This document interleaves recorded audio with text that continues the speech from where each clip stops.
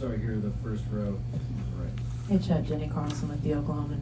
You guys found yourselves down 7 going into the fourth, and I mean, obviously you can still win at 3-1 down, but just talk us through the fourth, and then also could you also talk a little bit about your the switches that you found yourself on a lot of guards and did a great job in the fourth against those guys.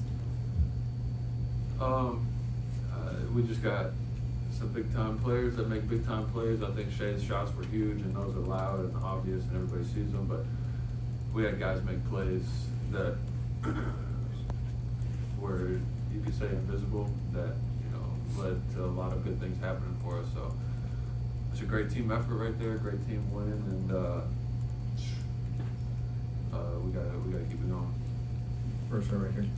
Joel Ramsey with Oklahoma. Chet, I want to ask more specifically about switches on Halliburton. Obviously, he's trying to put you on an island there late. What were you thinking in those moments, and sort of what did it take to sort of slow him down? I mean, I just given up 2 drives right before that, so just trying to kind of learn from those and playing better in those instances.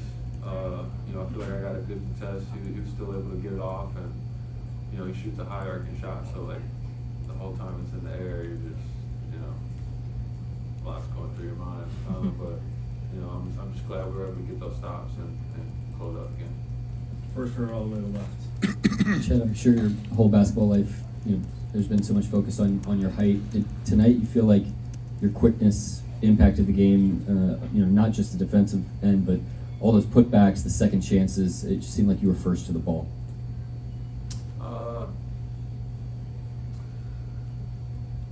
I feel like a little bit of it was just trying to have an intention of making winning plays, and those plays were kind of what presented themselves. I found myself in situations where I had to try and get stops for us to win the game, and then also, try and, make winning plays for us no matter what they look like. And, if the ball bounces the other direction on some of those shots, we're not talking about that. So there's a little bit of that too, but,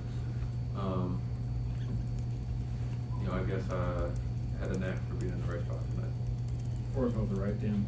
Dan Devine, Yahoo Sports. When Mark was up here, he credited Lou Dort for setting a defensive tone in the fourth quarter and called, I think it was Alex Caruso, a competitive monster.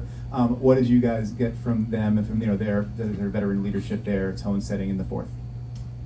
That's what I was talking about initially up here. We had a lot of guys make winning plays that can kind of be invisible to the untrained eye. It's not shown up necessarily in the stat sheet. It's not like a highlight that's going to be played over and over. It's not one single instance, but Lou and all the other guys climbing up in the ball, and really playing some hard-nosed defense. Not only sets the tone for us and all the other guys guarding, but it also kind of sets the tone for the other team.